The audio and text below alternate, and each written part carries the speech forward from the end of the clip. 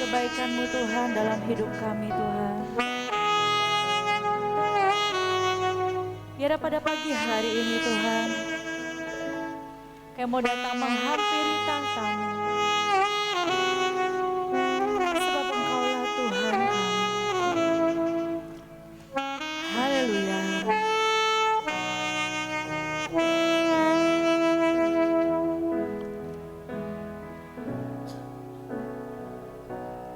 Kau sungguh indah tiada taranya,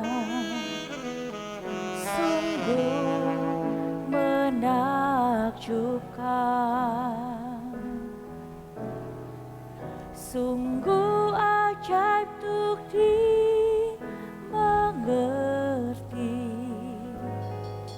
lebih dari semua yang ada.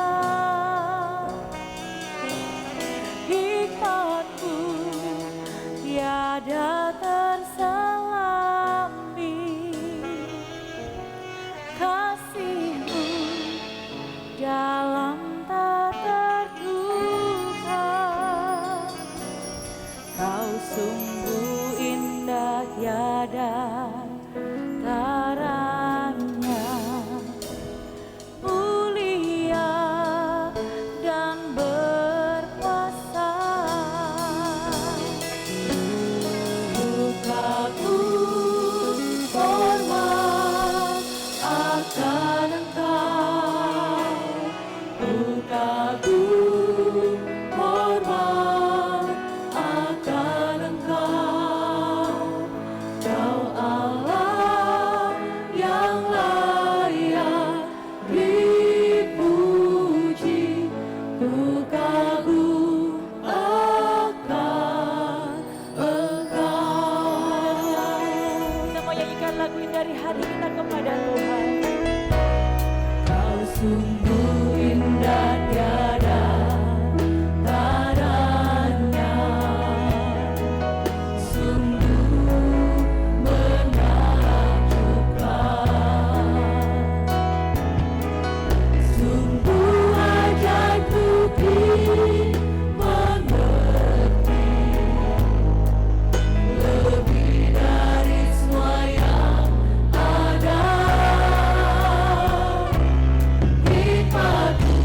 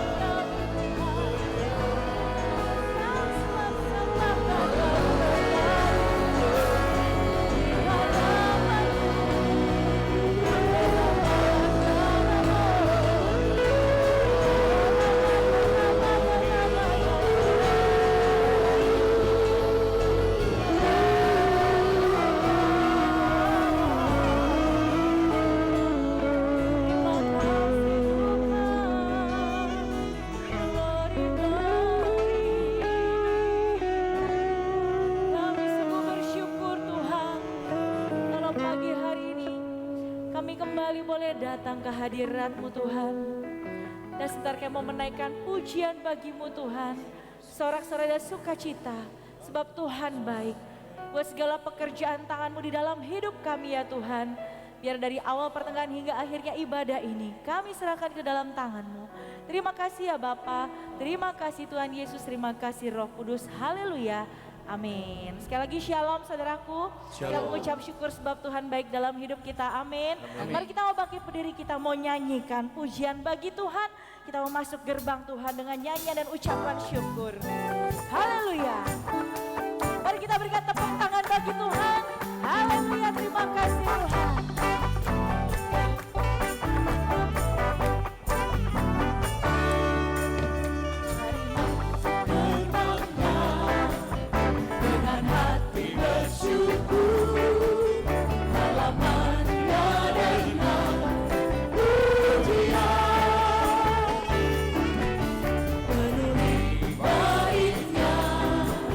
Dengan nyanyian syukur, mari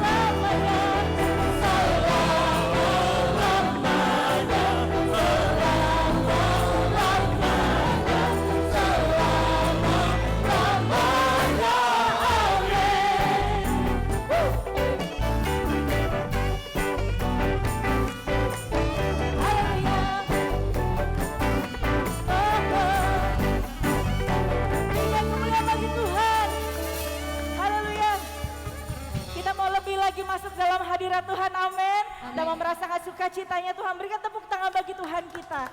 Dan mau katakan, ajarku berdiam Tuhan.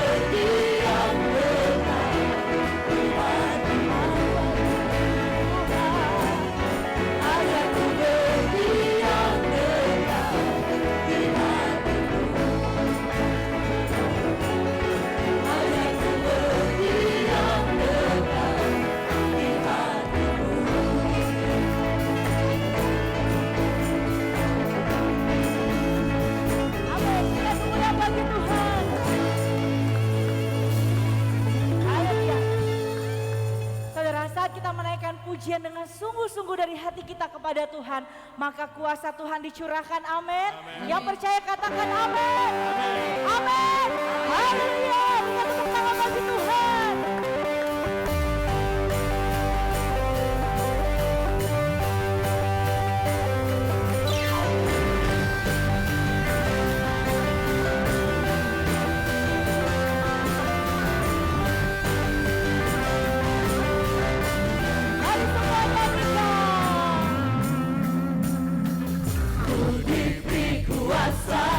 Dari Raja mulia, menang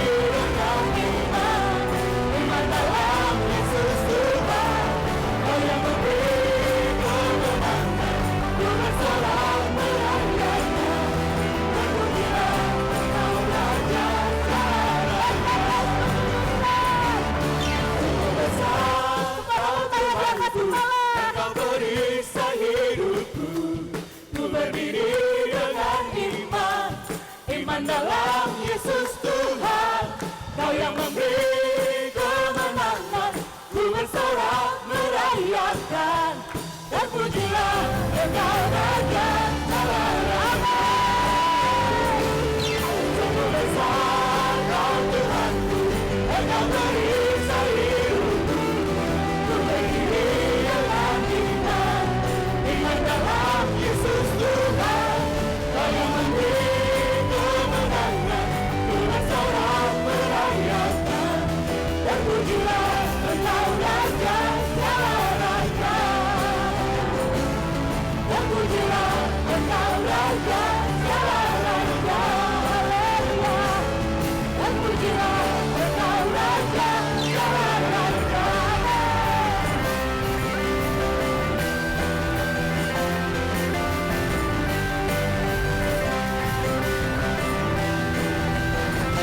Sorak-sorak kemuliaan hanya bagi nama Tuhan.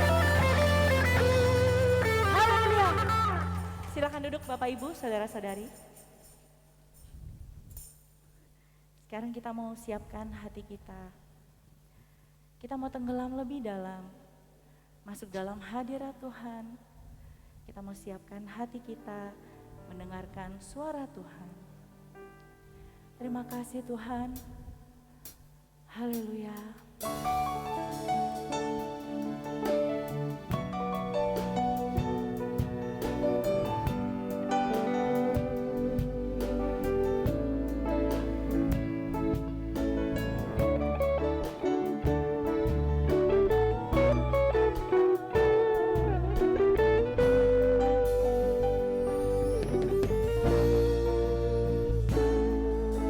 Kau telah buktikan cinta-Mu padaku. Kau membayarku dengan hidup-Mu. Ku bersyukur yang ada padaku. Semuanya milik-Mu. Ku persembahkan seluruh hidupku di mezbah-Mu. Kau telah buktikan cinta-Mu padaku. Kau membayarku dengan hidup-Mu. Ku bersyukur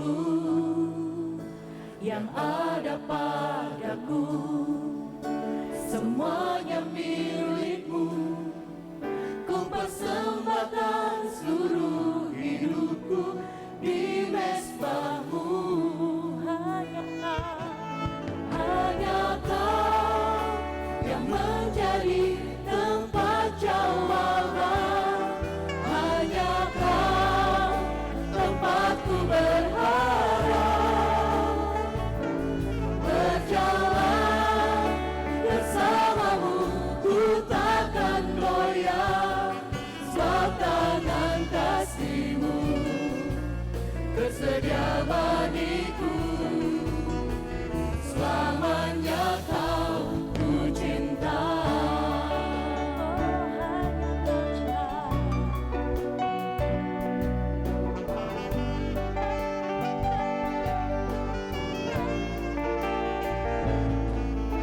Kau telah buktikan cinta-Mu padaku. Kau membayarku dengan hidup-Mu. Ku bersyukur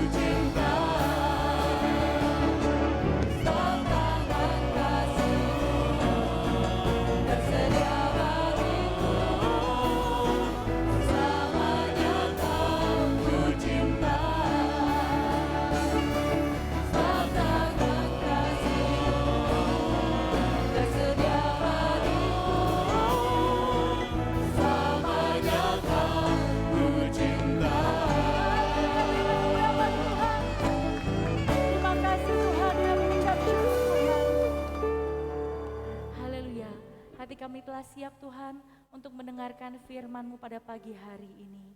Biar Tuhan juga memberkati hamba-Mu Om Yos yang akan menyampaikan firman Tuhan pada pagi hari ini. Biar firman-Mu Tuhan menjadi benih yang dapat bertumbuh dan berbuah di dalam kehidupan kami. Terima kasih ya Bapa, terima kasih Tuhan Yesus, terima kasih Roh Kudus. Haleluya, amin. Saya serahkan kepada Om Yoas.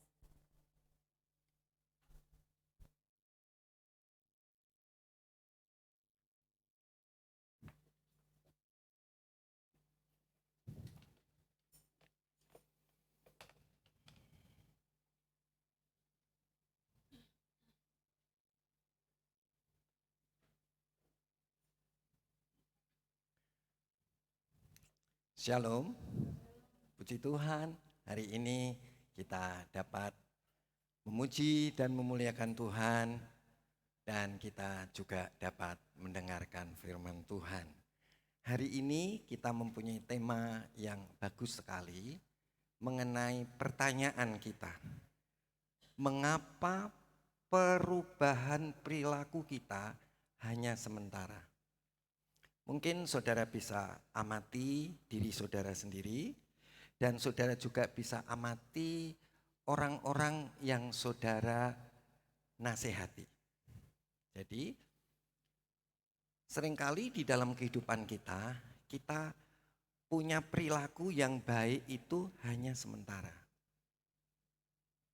Kita punya perilaku seperti firman Tuhan itu hanya sementara.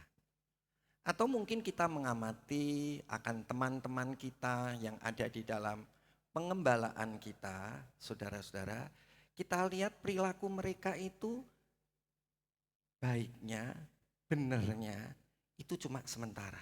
Selebihnya itu kembali ke perilaku yang lama. Nah, mari saudara-saudara kita akan lihat mengenai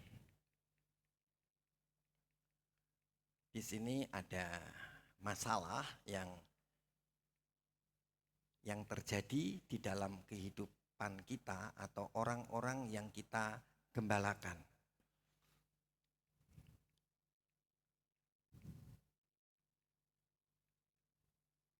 Yaitu saudara, poin ini di sini, mengapa seseorang itu cepat berubahnya? Ya, dari perilaku yang jelek kemudian punya perilaku yang bagus, tetapi setelah punya perilaku yang bagus, perilakunya yang bagus itu hanya sementara. Contoh, ya, contohnya apa saudara? Saudara rajinnya sementara. Setelah itu balik lagi nggak rajin, ya kan? Betul nggak saudara? Ya. Nah, kenapa? Itu karena saudara punya konsep.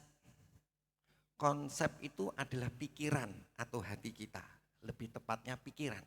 Alkitab selalu menyebut kadang pikiran, kadang hati. Jadi pikiran kita itu ada di dalam hati kita. Ya, jadi kita sudah sering dengar bahwa pikiran itu juga adalah di dalam hati kita. Jadi di dalam hati itu ada jiwa.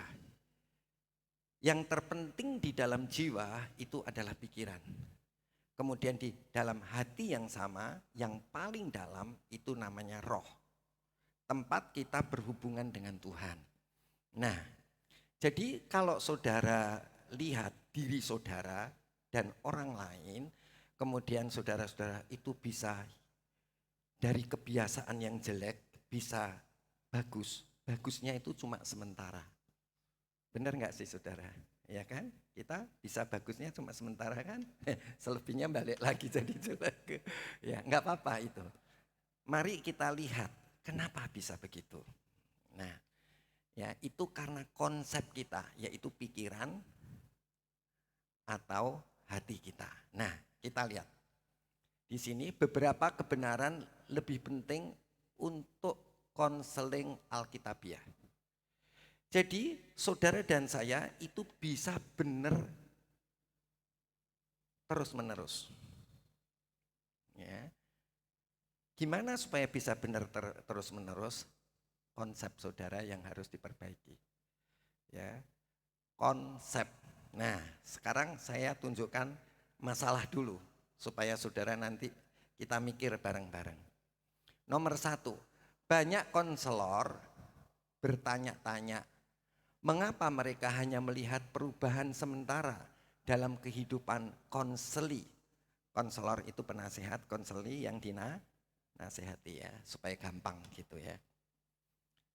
Yang mereka amati, yang konselor amati dengan frustasi.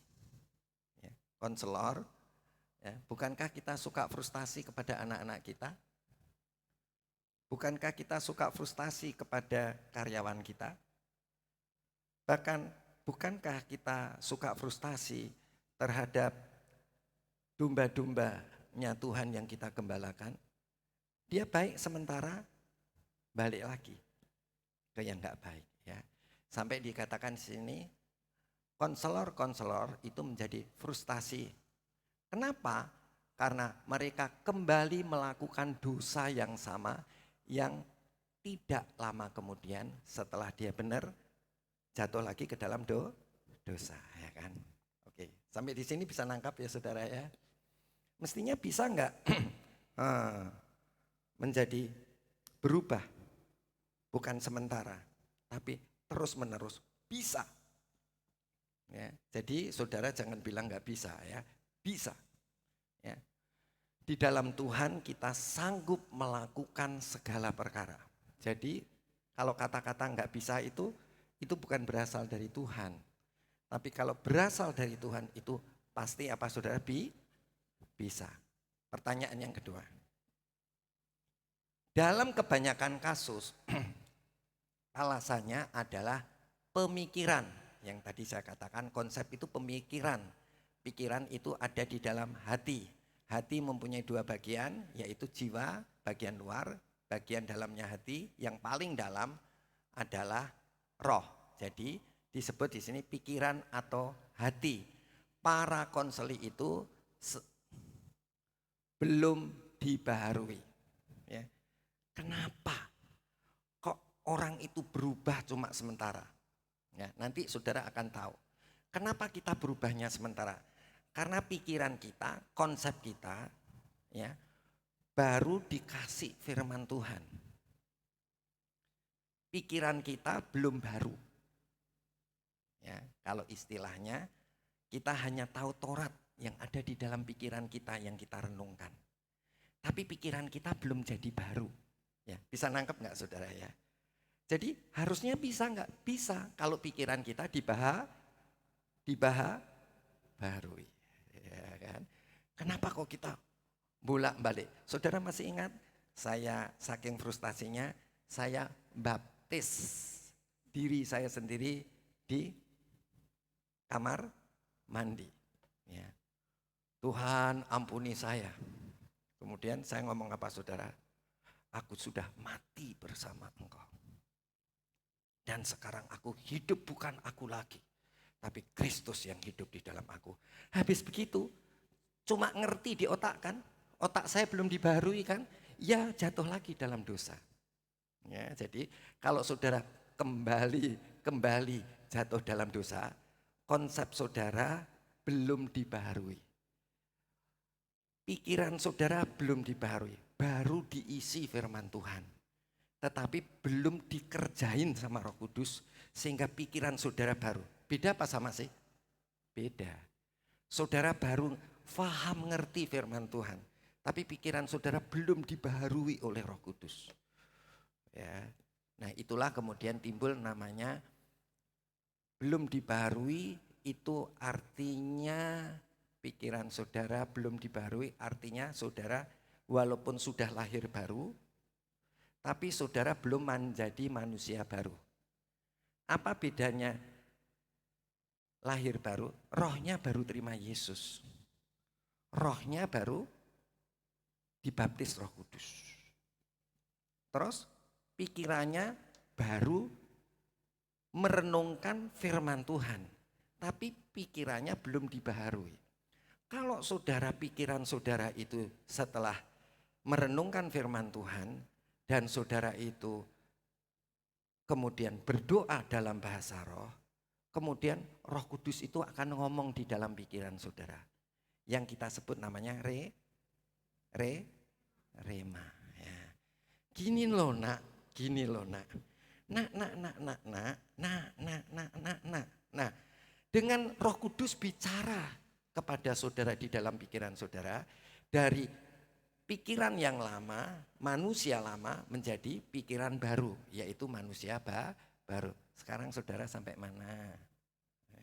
Oke ya, kalau bolak-balik berarti sudah dilahirkan baru rohnya, tapi pikirannya belum menjadi manusia baru. Ya, jadi gampang kita nilai ya, nilai diri kita gampang banget, gampang ya. Oke, sekarang kita masuk di poin yang ketiga. Mereka hanya mengalami perubahan perilaku karena pengaruh seseorang yang mereka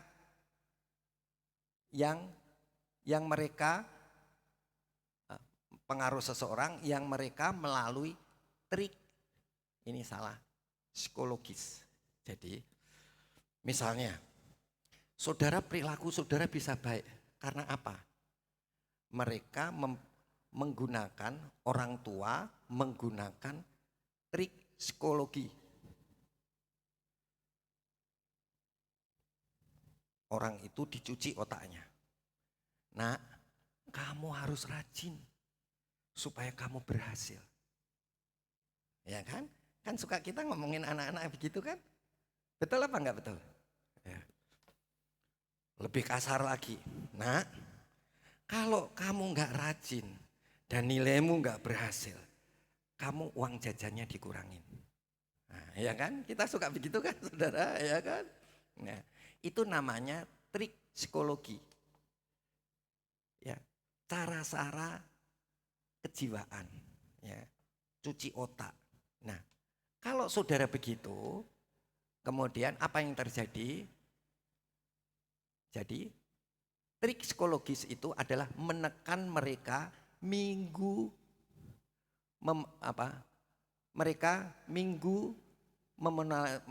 memanipulasi dalam minggu. Maksudnya minggu demi minggu memanipulasi pikiran mereka untuk menyesuaikan diri. Ya. Jadi terpaksa kita sebagai karyawan menyesuaikan diri.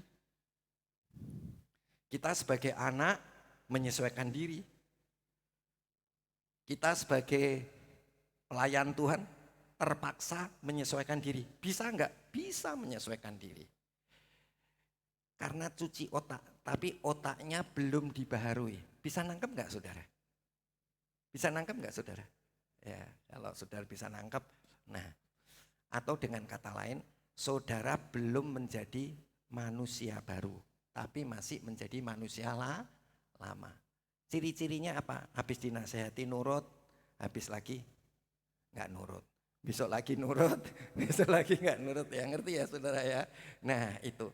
Jadi kebanyakan kita melakukan trik-trik psikologis, ya, trik-trik kejiwaan. Boleh enggak? Boleh kalau terpaksa. Tapi seharusnya enggak begitu, ya. Seharusnya enggak begitu, ya. Keadaan darurat. Saudara, ada truk yang lewat di pinggirnya anak saudara. Saudara, apa yang saudara lakukan? Ya, saudara mengadakan trik kejiwaan. Tarik. Jerak. Proteskan anak. Kenapa kok di itu? Nah, kita bisa baru jelasin. Kalau aku biarin nak, kamu ketabrak. Ya. Contohnya cucu saya. Kalau dia mau di kolam ikan, saudara-saudara, saya pasti buru-buru lari kalau saya enggak teriak-teriak. Suster, cepat. Kenapa saudara? Enggak usah ditanya anaknya. Lu mesti taruh pikiranmu ke atas roh. Supaya pikiranmu baru. Wah, kelamaan kan saudara? Ya itu keadaan namanya darurat, ditarik aja, ya kan? Setelah itu diberi tahu, ya. Tapi itu adalah keadaan darurat, ya. Tetapi harusnya enggak begitu, ya. Oke, ya. Kemudian poin yang keempat, tetapi ketika tekanan eksternal, yaitu orang tua, guru, ya, pemerintah. Coba sekarang saudara, kalau nggak ada polisi, saudara melanggar lalu lintas nggak? Ya? Kalau saudara nggak melanggar lalu lintas, berarti saudara sudah jadi manusia baru. Kalau saudara masih melanggar lalu lintas, berarti saudara masih manusia lama. Sudah jadi orang Kristen, sudah dilahirkan kembali, sudah baptisan Roh Kudus, sudah. Tapi pikirannya belum dibaharui, ya. Sampai di sini paham ya saudara, ya, ya kan? Nah, jadi di sini, tetapi ketika tekanan eksternal itu hilang, pikiran mereka yang belum dibaharui dengan ciptaan kembali, ya, pintar ya. Saya nulisnya suka singkat-singkat. Berarti Mariana tahu tulisan saya, ya. Dengan cepat kembali merencanakan dosa-dosa yang sangat ingin dilakukan oleh tubuh mereka. Jadi kenapa kok cepat kembali? Sebabnya pikiran mereka walaupun sudah punya konsep yang baru firman Tuhan, tapi pikiran mereka belum dibaharui. Jadi cenderungnya kemana saudara? Ke daging. Otomatis ke daging. Daging itu panca indera saudara, ya kan? Di dalam daging kita ini didiami oleh roh-roh jahat di udara dan didiami oleh dosa. Jadi kalau pikiran saudara enggak baru, saudara pasti jatuh dalam dosa. Walaupun saudara sudah dikasih disiplin kayak apapun juga, saudara akan bisa berubah sebentar. Pasti kemudian saudara akan jatuh lagi ke dalam daging. Ya, bisa nangkap ya saudara ya. Nah, nanti saya tunjukkan ayat-ayatnya. Ya, ini contohnya, ya, contoh kasus, ya.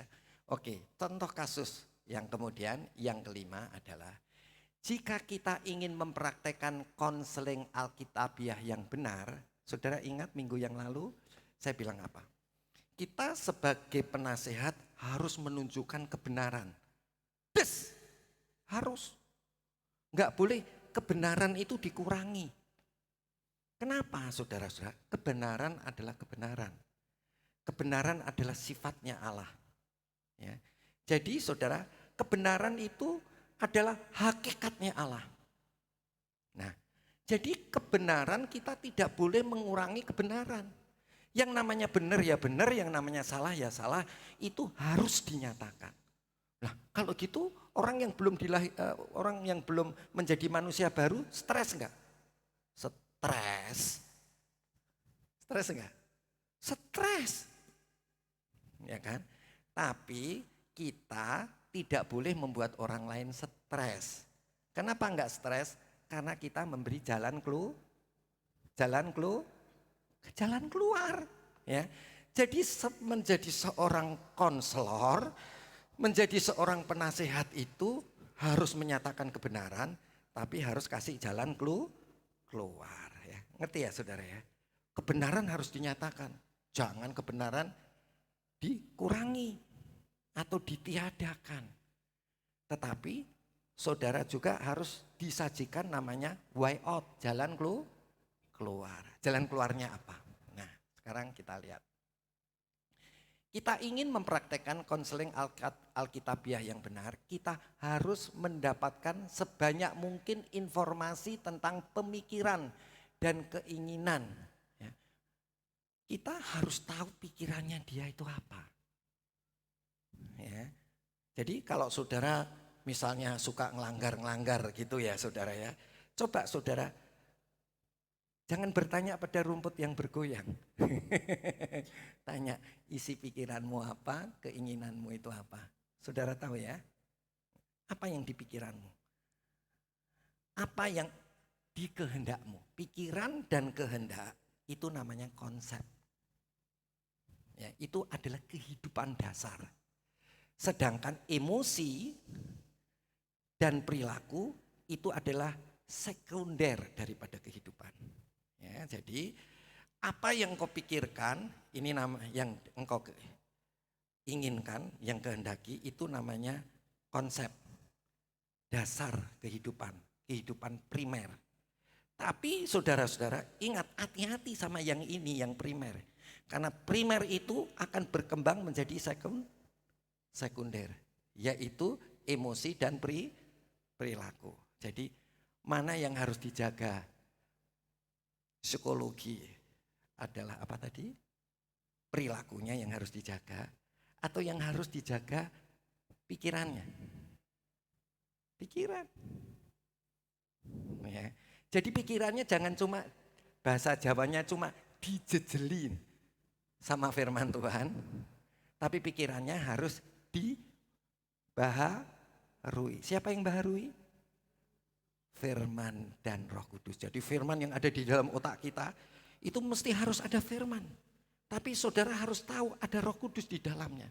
Ketika engkau berdoa dalam bahasa roh dan pikiranmu engkau taruh ke atas roh, disitulah pikiranmu akan menjadi baru. Coba, kalau pikiranmu ke panca indera, pikiranmu pernah bisa menjadi baru?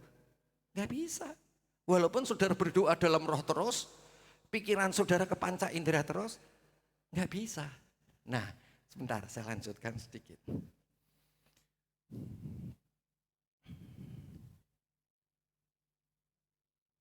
Jadi dikatakan tadi, kita harus mendapatkan sebanyak mungkin informasi tentang pemikiran dan keinginan konseli kita, sehingga kita dapat memperbaiki kesalahpahaman mereka. Kesalahpahaman di dalam mana? Di mana saudara? Di pikiran, ya kan? Dan membantu mereka untuk melakukannya, memiliki pemikiran yang baru, sehingga saudara memiliki pemikiran Kristus tentang masalah mereka. Jadi bisa berubah seseorang kalau pikiran kita diganti dengan pikiran Kristus. Ya, oke, jelas ya saudara ya. Nah, saya akan ajak saudara, minta tolong. Nah, ini saudara, yang terakhir. Yang terakhir. Oke. Nah, saya membuat kesimpulan, saudara. Saya membuat kesimpulan. Manusia itu punya dua tuan. Ya, saudara mesti ingat baik-baik. Yang menentukan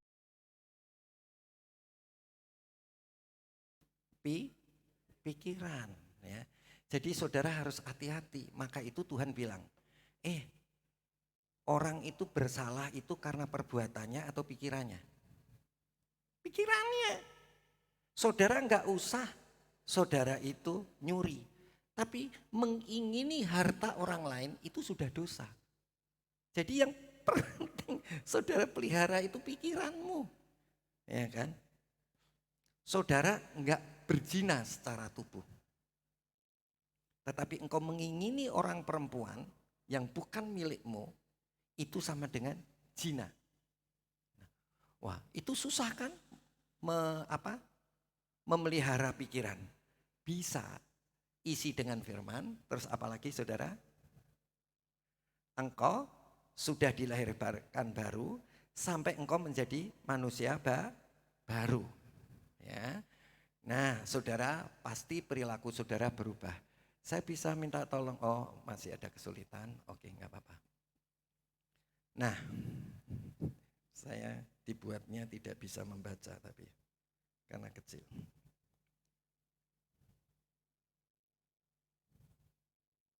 Oke, yang kecil itu saudara, sekarang saudara harus tahu. Dirimu itu siapa? Ya pikiranmu itu. Ya, diri kita itu ya pikiran kita itu. Ya, pikiran kita, jiwa kita, aku kita itu ya pikiranmu, ya kan? Nah, sekarang kita atau pikiran kita itu punya dua tuan. Tuan yang pertama adalah yang biasa kita lakukan. Tuhan kita yang pertama apa saudara? Daging.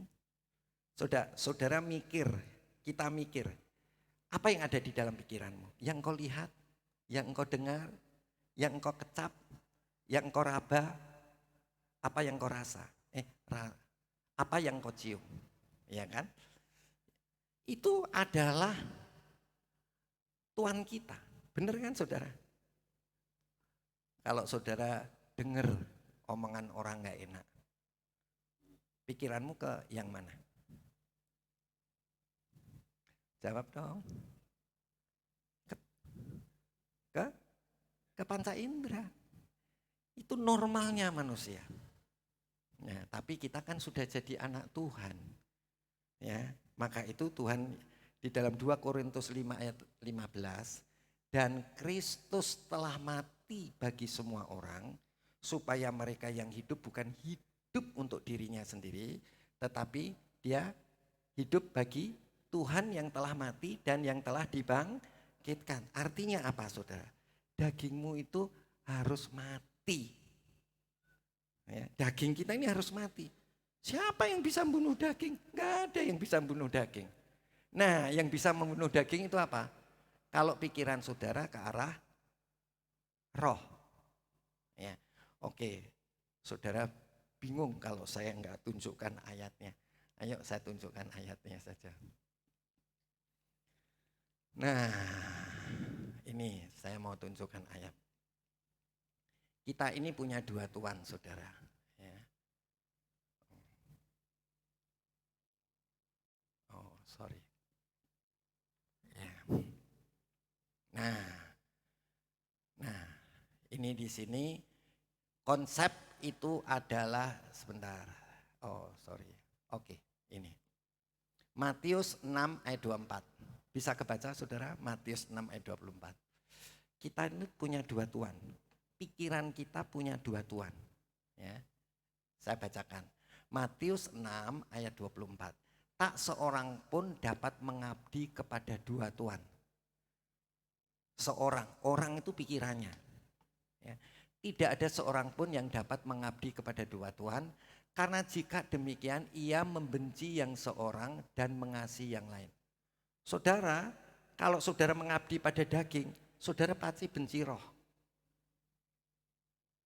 Kalau saudara sayang sama roh, saudara yang didiami Roh Kudus pasti benci sama daging. Gampang kan?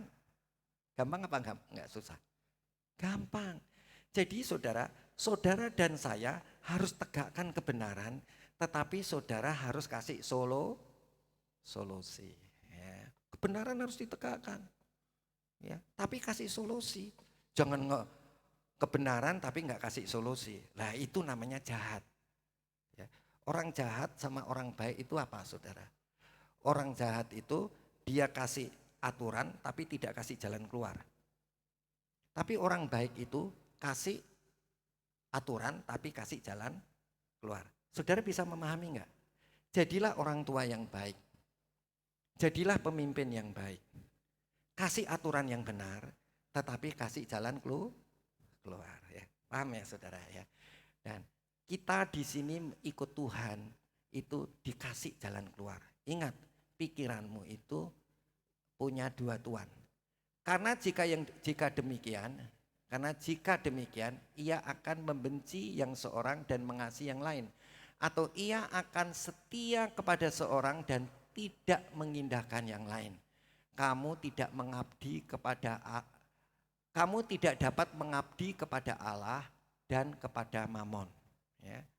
Oh, saya mau ngabdi sama Tuhan yang tinggal di dalam rohku.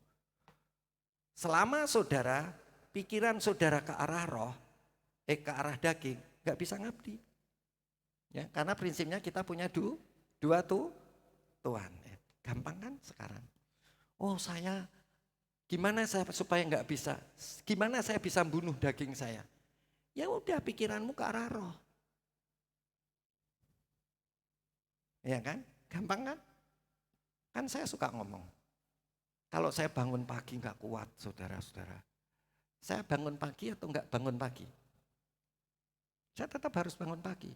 Itu konsep di dalam pikiran saya. Saudara sama. Terhadap kebenaran saudara harus punya konsep di dalam pikiran saudara. Saya harus bangun. Saya nggak boleh telat. Saya harus doa. Kalau sudah doa, badan saya rentek. Saya harus olahraga. Olahraga harus enggak? Harus. Olahraga enggak? Harus. Itu konsep di dalam pikiran kita. Ya, saudara-saudara. Tapi kan enggak bisa ngalahkan daging. Capek. Enggak kuat. Apa yang saya bilang saudara-saudara? Saya langsung berdoa dalam bahasa roh. Supaya pikiran saya yang sudah sesuai firman Tuhan tadi, Roh Kudus bicara. Ya, bicara, ngutip ayat Alkitab yang ada di dalam otak saya supaya Roh Kudus bicara kepada otak saya. Yang benar.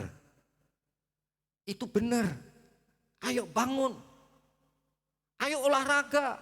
Ayo doa. Nah, dan perkataan roh itu seperti kalau saudara menyembuhkan orang sakit.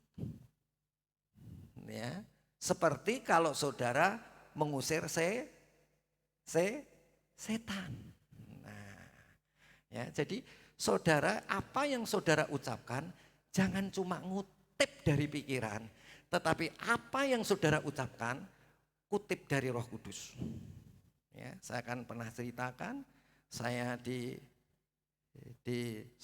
satu perusahaan tekstil, kemudian ada orang kesurupan. Saya enggak mikir saudara, tapi saya perhatikan roh saya. Apa yang dikatakan roh saya? Dia ngutip firman Tuhan, usir setan-setan demi namaku. Saya tanya, kenapa kesurupan? Minggir. Kemudian saya katakan, saya berdoa dalam roh sebentar. Kemudian saya katakan, dalam nama Tuhan Yesus, keluar engkau. Langsung waras. Ya. Niko itu jadi saksi hidup. Ya. Jadi siapa yang bikin manjur apa yang ada ucapan kita, itu yang berasal dari pikiran. Pikiran berasal dari mana? Dari Roh Kudus. Itu yang bisa ngubah pikiran kita. Oke. Ya, gampang kan saudara ya? Ya, oke. Kita sekarang kita lihat lagi, tadi kita punya 2 tuan. Ya, kalau saudara punya 2 tuan, coba kita lihat lagi. Saya kasih cariin yang di dalam Ibrani.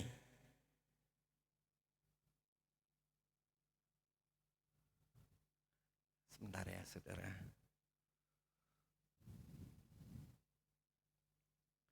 Oh.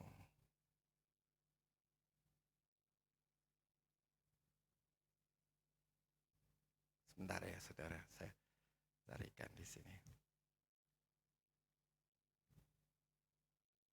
Nah, ini di dalam Galatia pasal 5 ayat 16 bunyinya begini. Ini saya mau menunjukkan saudara punya 2 tuan. Tapi kalau saudara milih salah satu tuan yang satu pasti kalah. Ya, saudara jangan bilang gini, weh, gimana saya bisa mengalahkan daging? Saudara, orang yang belum kenal Tuhan nggak bisa mengalahkan daging, karena dia nggak punya Roh Kudus. Tapi kalau saudara punya Roh Kudus bisa mengalahkan daging. Ini apa yang dikatakan.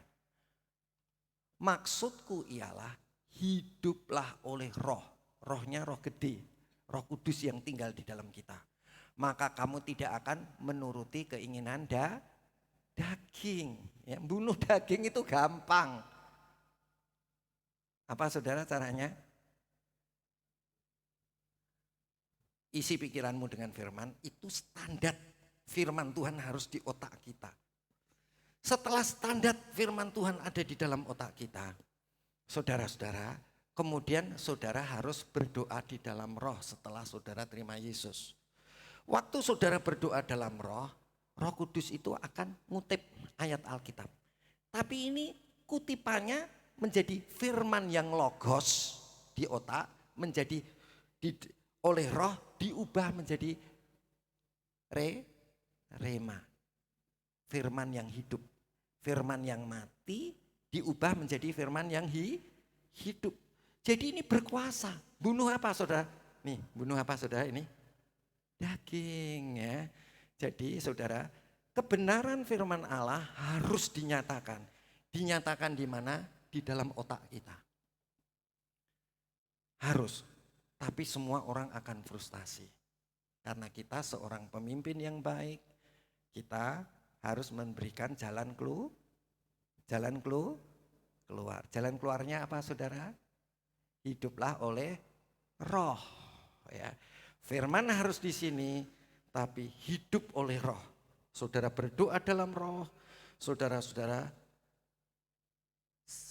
hanya punya satu Tuhan, Roh Kudus yang ada di dalam roh saudara. Gimana nanti daging saya? Beres. Ya. Kalau saudara lakukan ini enggak bisa, saudara boleh komplain sama saya. Ya. Saya buka konseling 24 jam. Ya. Kalau saudara jalankan seperti apa yang saya katakan, dan saudara enggak bisa, saudara bisa konseling sama saya. Isi form, sudah saya buat itu di BCD. Sudah dari zaman purba dulu ya. Kalau saudara nggak bisa ngalahkan daging, saudara-saudara, buat apa saya ngomong tapi kalau saya nggak ngalami? Ya, orang ngomong itu harus ngalami dulu baru ngomong. Jangan ngomong dulu, ngalaminya bareng-bareng. Itu namanya tukang jamu. Kita kan bukan pemberita kabar baik ya. Oke, jelas ya saudara ya ini ya. Nah, sekarang kita akan lihat saudara-saudara, konsep itu sebetulnya apa? Konsep itu adalah kalau saudara lihat di dalam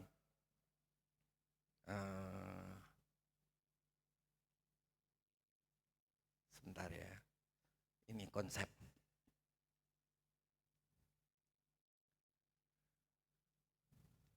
Nah, sebentar.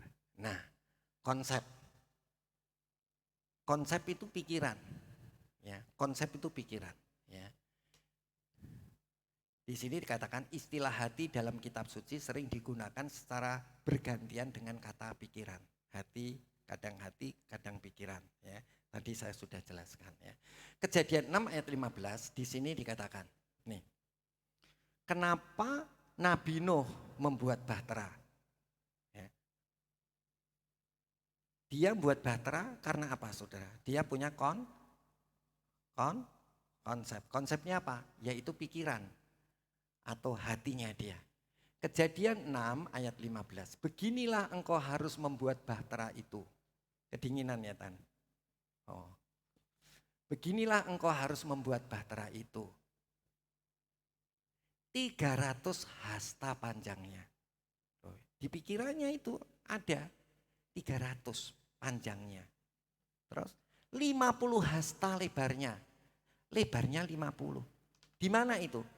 Di pikiran. Di kita. Di pikiran kita. Di hati kita. Ya, terus dan 30 hasta tingginya. Ya. Kok bisa dapat angka 300, 50, 30. Dari mana? Di pikiran. Jadi konsep itu adalah di pikiran. Apa yang kau lakukan itulah yang ada di dalam pikiran saudara. Ya, jadi orang itu perilakunya baik atau jelek itu tergantung pikirannya. Ya. Nah pikirannya sudah menjadi manusia baru atau belum. Ya. Kalau sudah menjadi manusia baru pikirannya itu ada sudah dibaharui. Oke, kita coba lihat Ibrani. Kita sedang bicara mengenai konsep. Konsep itu adalah pikiran dan niat hati. Ya. Di dalam Ibrani 4 ayat 12. Di sini dikatakan, sebab firman Allah hidup dan kuat dan lebih tajam daripada pedang bermata dua manapun. Ia menusuk amat dalam sampai memisahkan jiwa dan roh. Ya, jiwa itu adalah semuanya dan roh itu semuanya di dalam hati. Jiwa itu adalah hati bagian luar dan bagian dalam adalah roh. Firman Tuhan itu bisa memisahkan antara roh dan jiwa. Ya. Jadi saudara-saudara, kalau saudara kuat di dalam Tuhan, nanti Roh Kudus itu bisa memberi ilham kepada saudara. Ini sebetulnya yang dari roh, ini sebetulnya yang dari jiwa. Ya, ini ya. Sebab firman Allah hidup. Firman Allah itu hidup. Jadi bukan firman Allah yang di Alkitab ya saudara, yang tertulis, yang logos, yang ditaruh di otak. Yang hidup itu firman Allah yang diucapkan oleh Roh Kudus, di mana Roh Kudus mengutip firman Allah yang ada di dalam pikiran kita. Nah, firman Allah yang ada di dalam pikiran kita itu, yang dari roh itu hidup. Hidupnya bisa apa saudara? Bisa memisahkan ya antara jiwa dan roh, sendi-sendi dan sumsum. Saya itu begini saudara. Saya itu ingin kembali seperti waktu gereja kita awal.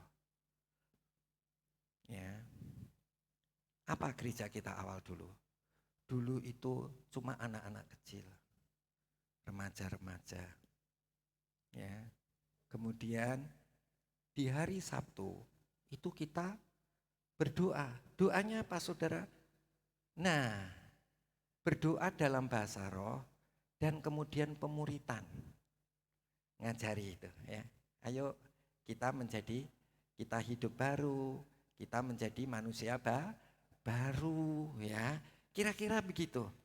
Saudara-saudara, banyak orang yang datang dan orang yang pergi ke rumah sakit mana-mana enggak sembuh, itu semua duduk di lantai, tapi mereka sembuh. Ya. Banyak orang yang dirasuk setan juga dilepaskan. Ya, jadi saudara-saudara, sebetulnya itu tujuan kita, kembali kepada hadirat Allah. Ya, kita mesti atau harus kembali kepada yang namanya kebenaran. Kita nyanyi bagus, tetapi tujuannya adalah kita kembali seperti dulu lagi. Ya. Bisa nangkep ya saudara ya, ya kan?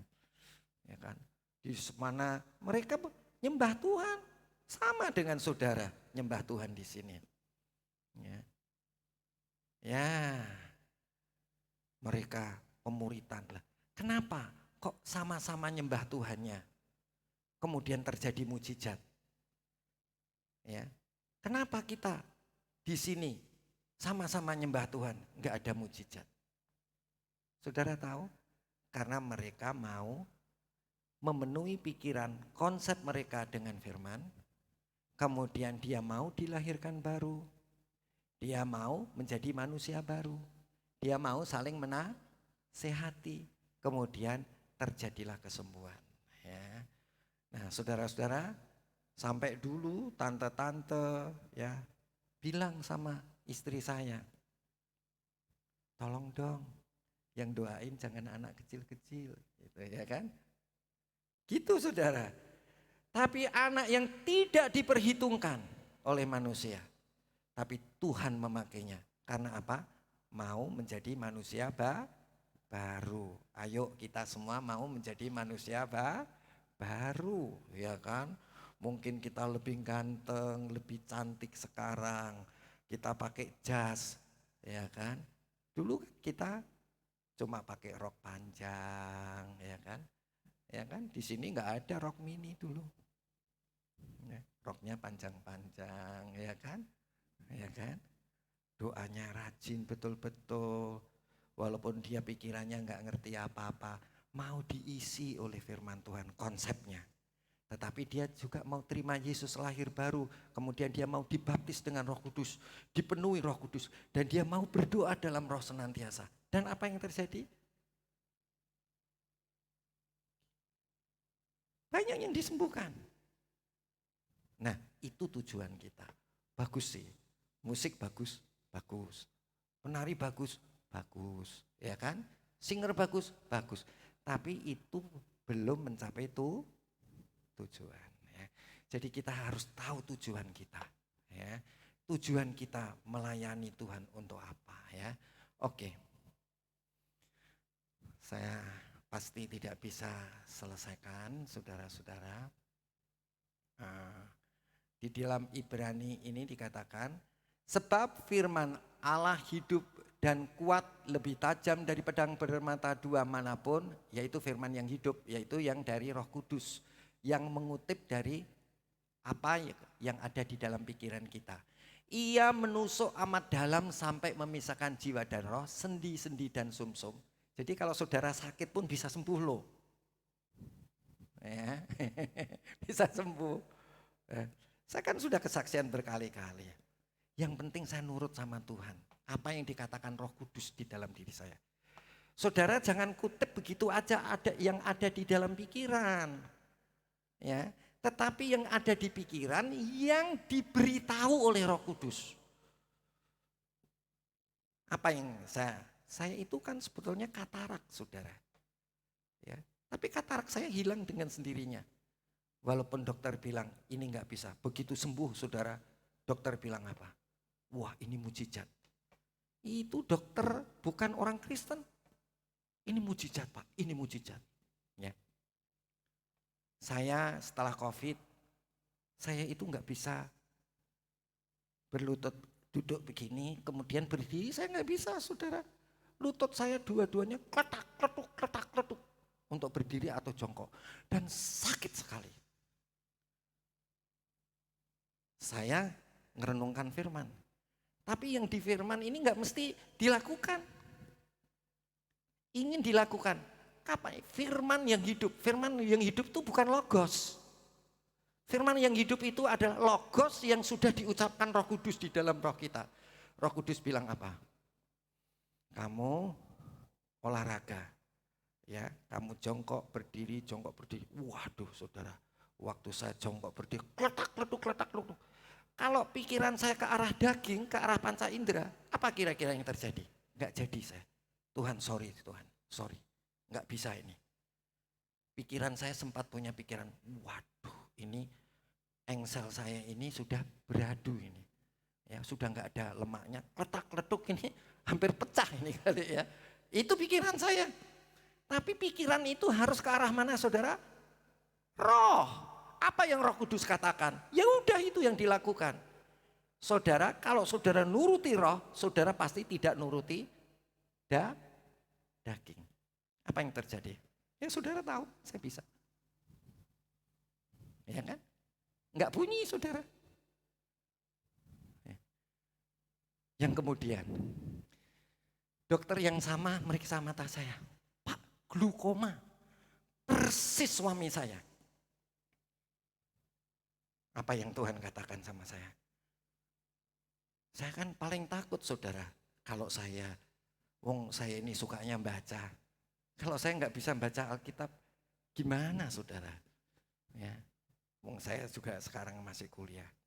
Ya, kalau saya nggak bisa baca, gimana? Saya ngomong sama Tuhan, jangan buat mata saya buta. Karena saya nggak bisa apa-apa lagi. Ya. Karena pikiran saya ke arah roh terus.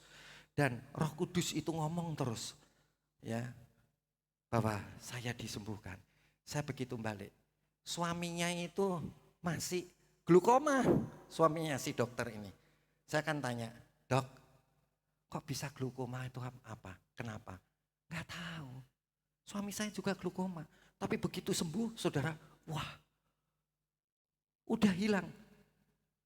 Dia bilang, saya tanya, ini hilang bener atau sementara hilang, dok? Bener ini, udah gak glukoma lagi. Nah, saudara, coba. Saudara bisa memahami apa yang saya katakan? Firman itu adalah bukan firman yang ada di otak kita. Kalau firman yang ada di dalam otak kita, saudara tertekan. Dan tidak bisa mengalahkan daging. Tapi kalau firman itu sudah dibicarakan oleh Roh Kudus bicara soal firman logos ini, Itulah yang dikatakan dia memisahkan sendi-sendi dan sumsum.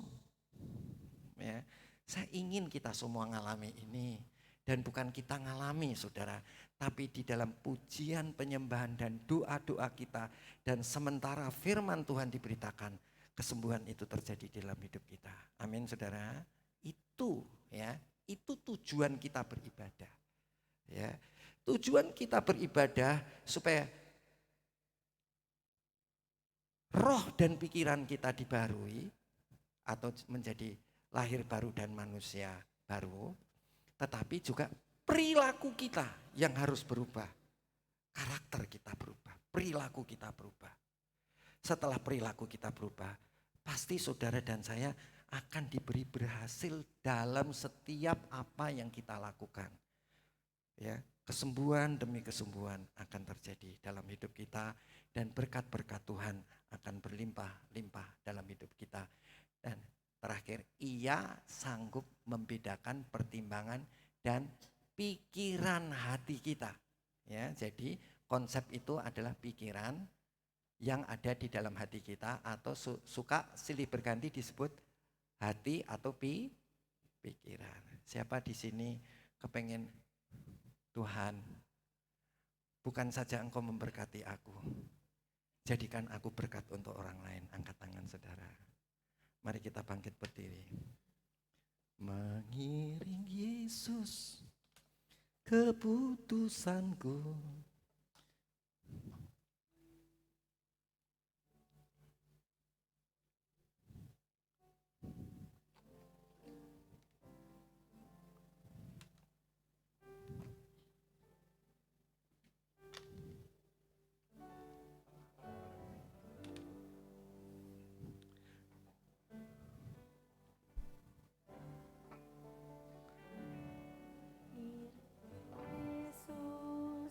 Keputusanku mengiring Yesus, keputusanku mengiring Yesus, keputusanku ku tak ingkar, ku tak ingkar.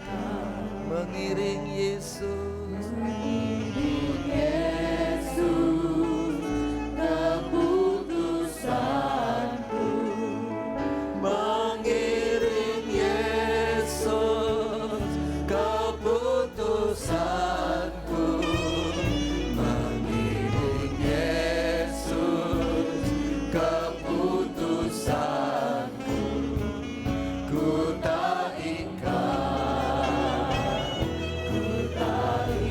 mengiring Yesus, ikut Yesus, keputusanku mengiring Yesus, keputusanku mengiring Yesus, keputusanku ku tak ingkar, ku tak ingkar.